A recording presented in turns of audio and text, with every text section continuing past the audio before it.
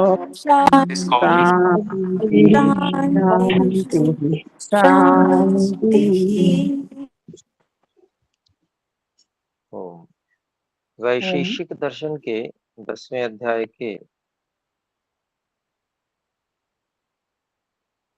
द्वितीय आहनिक के 6 सूत्रों को हम पढ़ चुके हैं। तो इससे पूर्व यदि कोई शंका है तो बोल सकते हैं। और कोई कुछ कहना चाहते हैं? जी बोले।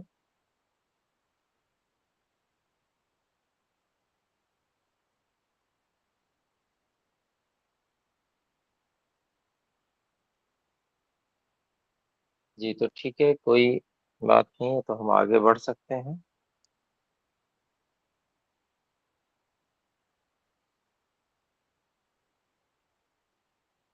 तो पीछे जो बात चल रही थी, छठे सूत्र में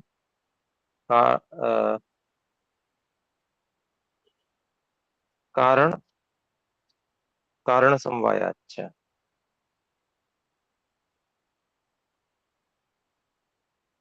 अर्थात कारण के कारण में संबद्ध होने से भी संयोग असमवायी कारण कहलाता है।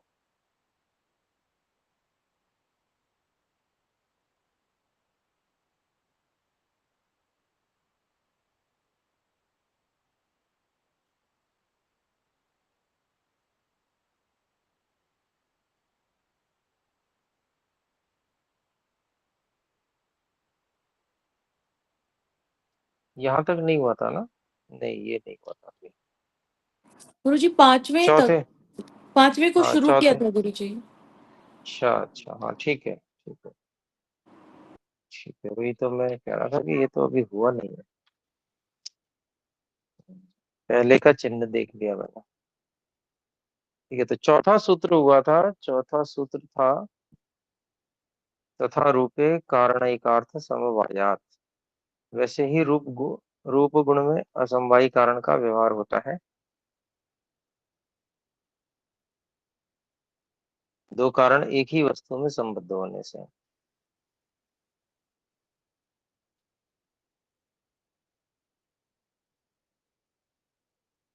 समवायी कारण भी होता है, असमवायी कारण भी होता है।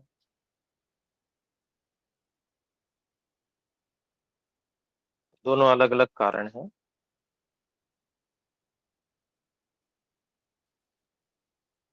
अन्यच्च और भी कारण समवायात संयोगः पटस्य।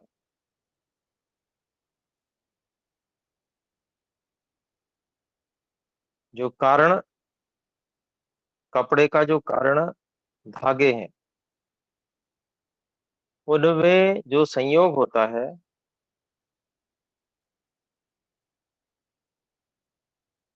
वो उन कारणों में होने से वह संयोग कपड़े का असमवायी कारण बन जाता है। यह असमवायी कारण होता है।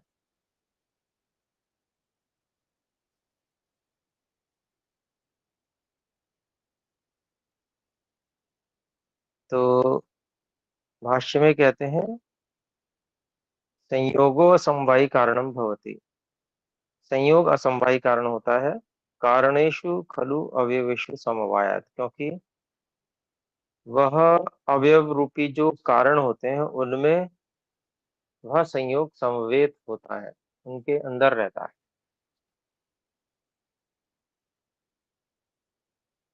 इस कारण से यथा पटस्य पटकारणेषु तंतुषु समवेतत्वात्, जैसे कपड़े के जो कारण है, पटकारणेषु कपड़े के कारणों में, तंतुषु अर्थात तंतुओं में, समवेतत्वात् समवेत होने से, रहने से, संयोगो असमवायी कारणम साक्षात अस्ति। संयोग जो है वह साक्षात ही असमवायी कारण है। तो संयोग जो है वह गुण है, और वह गुण कहाँ रहता है?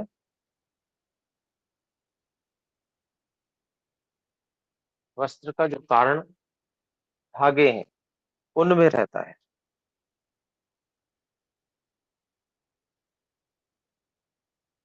तो इसलिए वह कपड़े का असमवाय कारण बन जाता है। कहते हैं तंतुषु संयोग साक्षात दृश्यते ही। जब हम कपड़ा देखते हैं तो वहां पर अगर हम थोड़ा गहराई से देखते हैं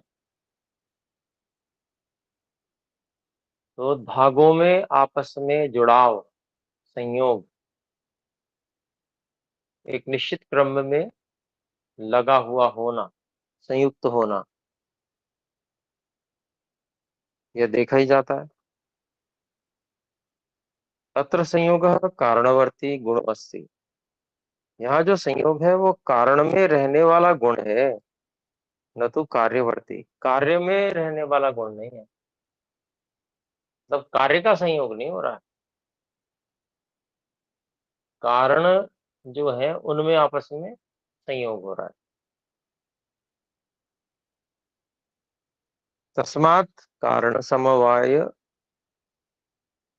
कारण समवायात उक्तः हेतु। इसलिए कारण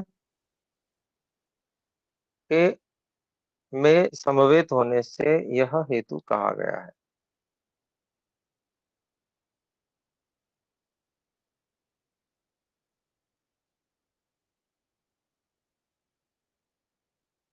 फिर उस संयोग के विषय में कहते हैं सच संयोग वह संयोग कारण कारण समवायाच।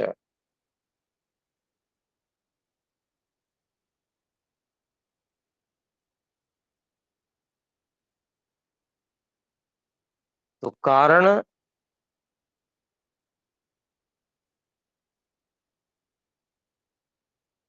कारण समवायाच,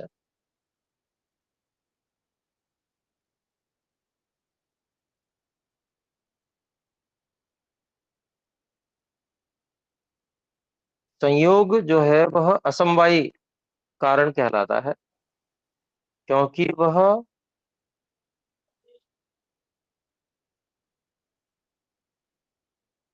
कारण अकारण समवायात, कारण के कारण में संबद्ध होता है।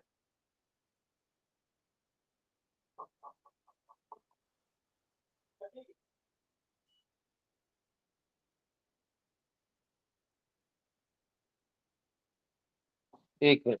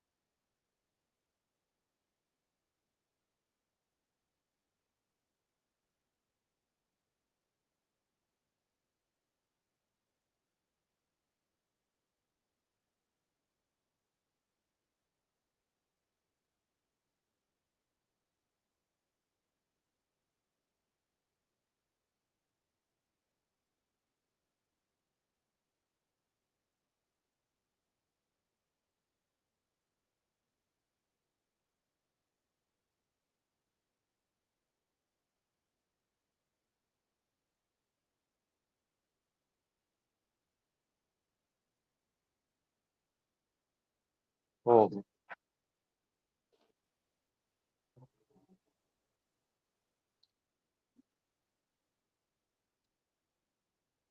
तो हमारी बात चल रही थी छठे सूत्र पे। तो इसका भाष्य देखते हैं। क्वचित संयोग कारणस्य कारणे संवेदत्वात् अपि भवति असमवाय कारण। कहीं कहीं संयोग कारण के कारण में भी समवेत होने से असमवाय कारण होता है। उदाहरण दे रहे हैं, यथा तूल पिंडे तूल राशो हुआ। तूल रुई को कहते हैं, तो रुई के पिंड में या तूल की रुई के जो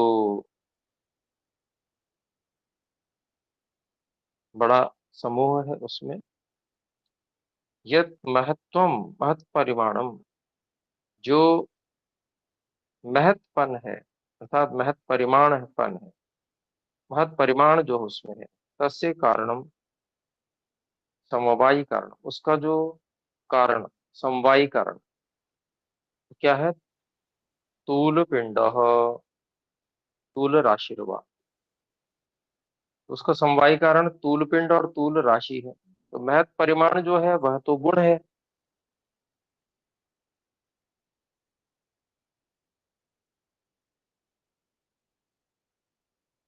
और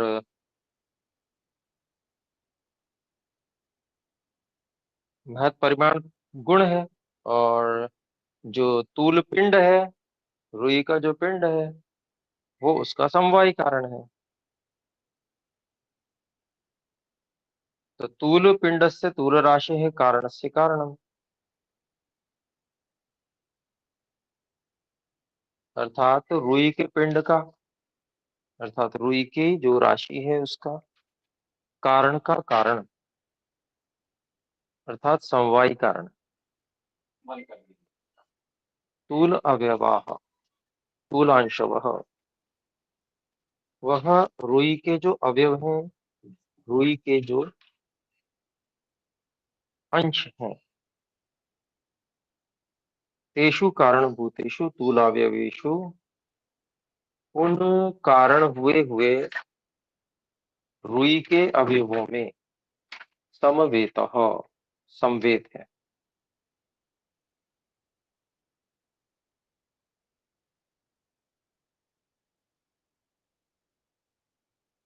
तेषाम शिथिल संयोग, उनका जो आपस में शिथिल संयोग है।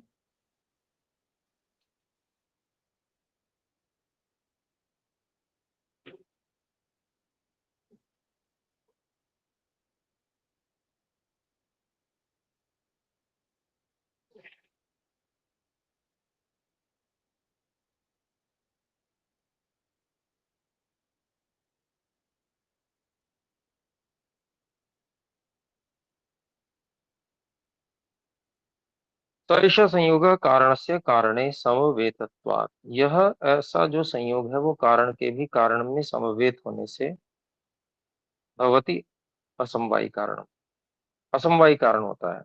महत स्थूल पिंडस्य महत परिमाणस्य च। तो वह बहुत बड़े रुई के पिंड का जो महत परिमाण है, उस महत परिमाण का वह असमवायी कारण होता है। तो यहाँ जो शब्द हैं संस्कृत भाषा में वो क्या समझा रहे हैं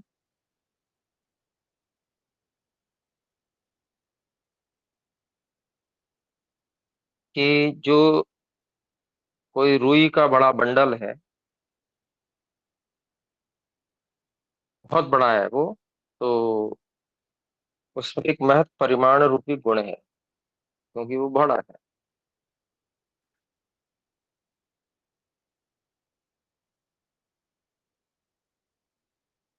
तो उसका जो कारण समवायी कारण है,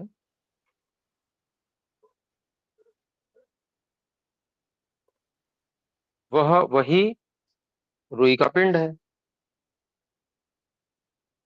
अब वो जो रुई का पिंड है, रुई का बंडल है,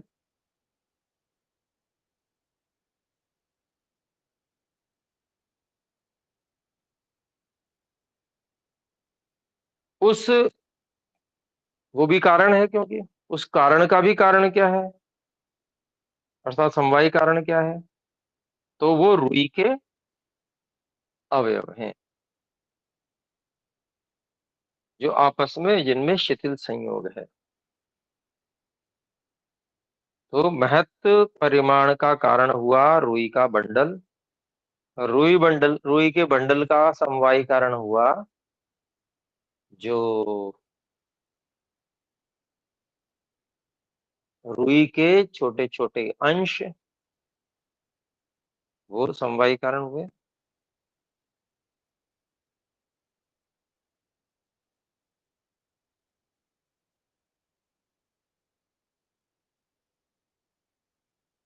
लेकिन उनमें आपस में संयोग भी है। वो संयोग ना हो तो महत परिमाण कैसे होगा?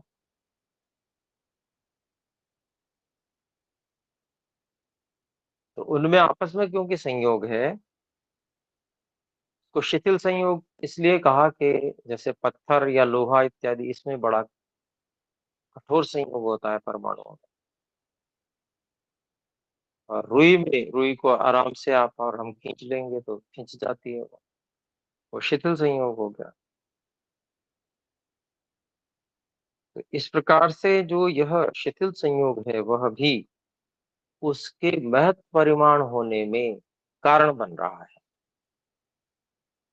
तो असमवायी कारण बन रहा है। तो कहीं कहीं ऐसा भी होता है, तो इसलिए एक इस प्रकार का उदाहरण यहाँ पर दे दिया गया है असमवायी कारण के रूप में। इस प्रकार का भी असमवायी कारण बनता है।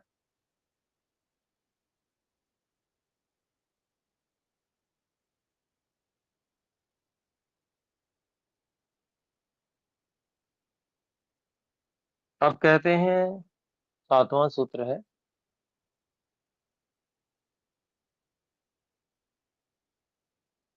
अथ और भी संयुक्त समवायाद अग्नेर वैशेषिकम।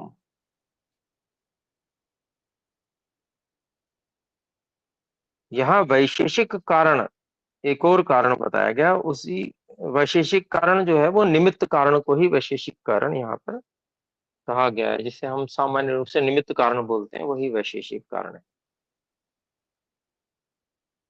तो संयुक्त समवायात,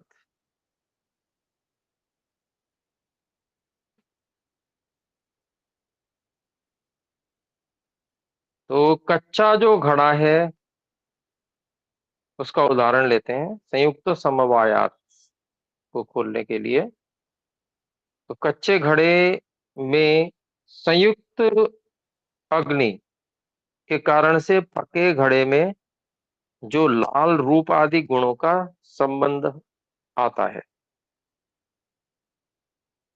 इस कारण से जो लाल रूप आदि जो है उसका निमित्त कारण अग्नि होती है। वैशेषिक कारण कह लें, निमित्त कारण कह लें।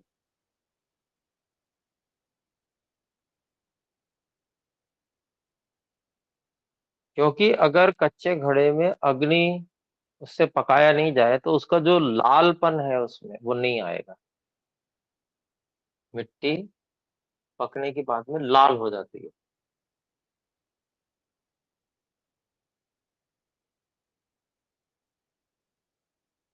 तो आइए इसका भाष्य देखते हैं। अग्नेः खलु वैशेषिकं कारणत्वं समवायि असमवायि कारणत्वाभ्यां विशिष्टं भिन्नं कारणत्वं निमित्त कारणत्वं भवति। कहते हैं अग्नि का जो निश्चय से अग्नि का निश्चय से जो वैशेषिकम कारणत्वम, एक अलग ही विशेष ही जो कारणपन है वह कैसा विशेष है, तो समवायी और असमवायी कारणपन इन दोनों से विशिष्ट है, जो अलग है, भिन्न है, जो ऐसा जो कारणपन है उसी को कह रहे हैं निमित्त कारणत्व। वही निमित्त कारणपन होता है। तो अग्नि निमित्त कारणम भवति, अग्नि जो है वो निमित्त कारण होती है पाकज धर्माणाम रूपादीनाम इति अर्थः।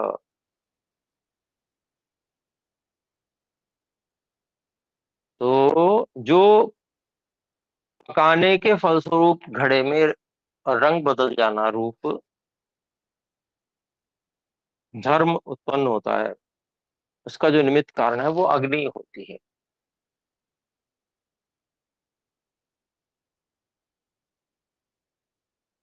कथमिति उच्यते, कैसे, इसके बारे में कहते हैं संयुक्त समवायात अग्निना संयुक्तेषु घट फलादिषु तद्रूपादीनां समवेतत्वात् तेषाम् अग्नि निर्मित निमित्त निमित्त कारण, तेषाम् अग्नि निमित्त कारणम, अग्नि ही निमित्त कारणम। तो अग्निना संयुक्तेषु घट फल आदिषु, क्योंकि घड़े का भी उदाहरण है और फलों का भी उदाहरण है। तो जो फल है वो हरा होता है, लेकिन जैसे आम है तो हरा होता है, लेकिन जो गर्मी होती है उस गर्मी के कारण से वह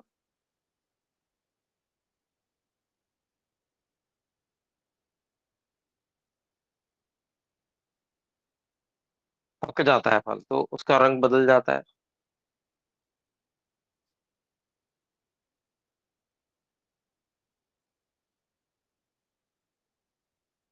तो यहाँ पर भी वही बात कही जा रही है कि घड़े और फल आदियों में अग्निनाय संयुक्तेषु, जो अग्नि से संयुक्त किए गए हैं, ऐसे घड़े और फल आदि में तद रूपादि नाम, उसके रूपादियों का समवेतत्वात्, अग्नि से समवेत होने से, तेषाम अग्नि निमित्त कारणम, उन सब रूप में, रूपादि के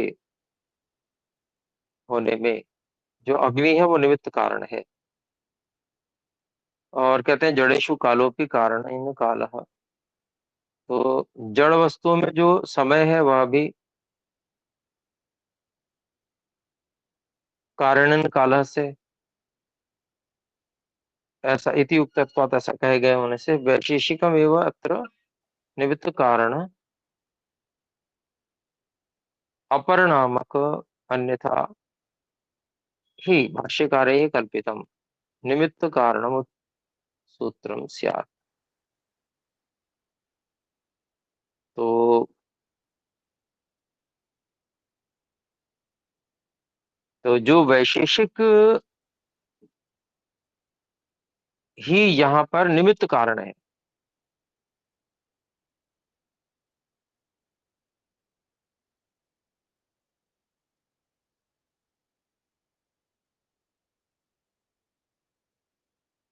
दूसरे जो भाष्यकार हैं उन्होंने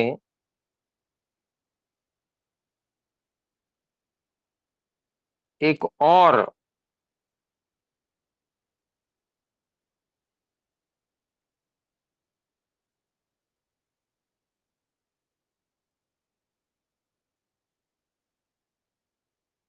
वैशेषिक नाम से एक और कारण को कल्पित कर लिया।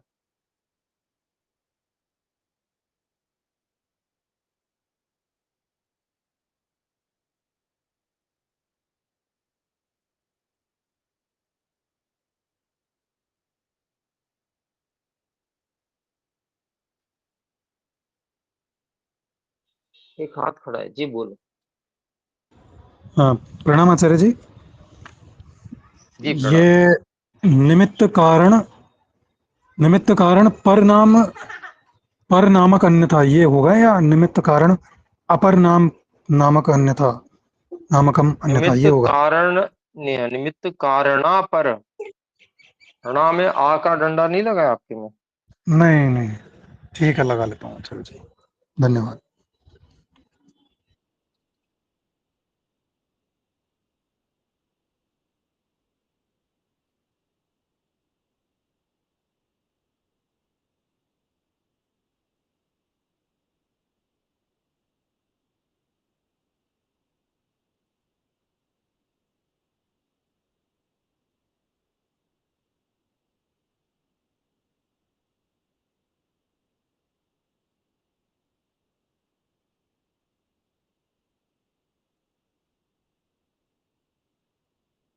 हाँ, तो यहाँ पर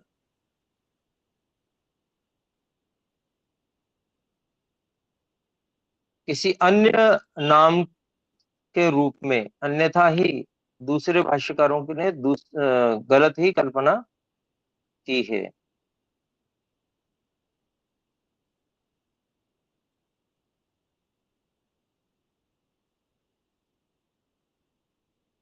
क्या कल्पना की है कि जो निमित्त कारण है वो सूत्र से बाहर हो गए, निमित्त कारणम उत सूत्रम स्यात्।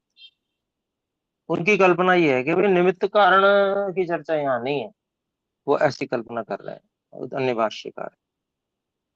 तो कहते हैं इत्थम एवं अन्यत्र संयुक्त समवेतेषु ज्ञानादि गुणवान चेतन खलु जीवात्मा परमात्मा। इसी प्रकार से अन्य स्थानों पर भी संयुक्त समवेतेषु, जो जिनमें संयुक्त रूप से समवेत है ऐसी वस्तुओं में ज्ञान आदि गुणों वाला जो चेतन है वह क्या खलु जीवात्मा परमात्मा, वह जीवात्मा और परमात्मा तथा तद्गुण और उनके जो गुण हैं ज्ञान आदि है, ज्ञान आदि निमित्त कारण इति उत्प्रेक्षण। तो वो आत्मा और परमात्मा के जो ज्ञानादि गुण हैं वह निमित्त कारण है, ऐसा समझ लेना चाहिए।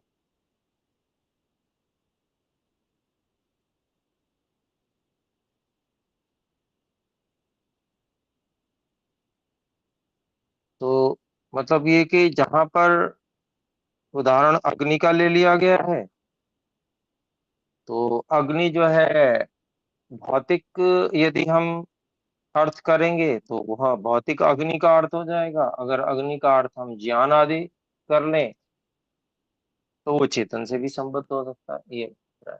जी आशीष जी। नहीं है। अनम्यूट कर लीजिए। इत्थम एव अन्यत्र तथा तद्गुण, ये लिखवा दीजिए। हम्म।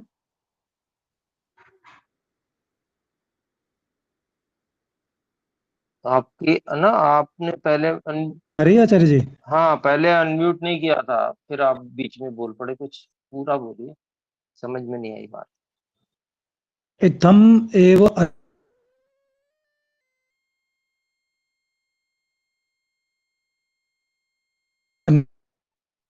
ज्ञानादयश्च निमित्त कारण हाँ मैं देख रहा शायद हूँ। है नहीं। सातवां।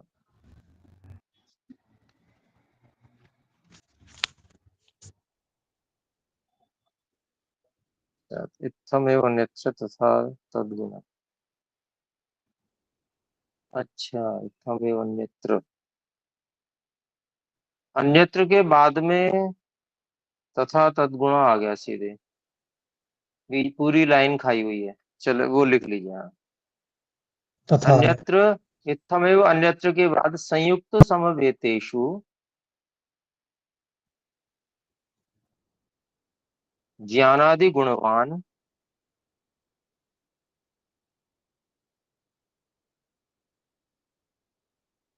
ज्ञानादि गुणवान संवेदेषु संयुक्त समवेतेषु गुणवान। ज्ञानादि गुणवान जी आचार्य जी। चेतनः खलु जीवात्मा, जी, चेतनः खलु जीवात्मा परमात्मा, चेतना खलु जीवात्मा। जीवात्मा परमात्मा। और उसके बाद में तथा तद्गुण, यहाँ से शुरू ये लिखा है। हाँ, परमात्मा के परमात्मा। बाद लिखा ही हुआ है तथा जी तद्गुण। ठीक है, ये पूरा हो जाएगा। चलिए अभी फिर विराम करते हैं, समय हाँ, अधिक ये हो गया। आइए मैंने एक ये बार ओम लिखा का है, देखिए। उच्चारण करें। संयुक्त समवेतेषु ओ ज्ञानादि गुणवान चेतना। सादर नमस्ते। प्रणाम आचार्य जी, धन्यवाद।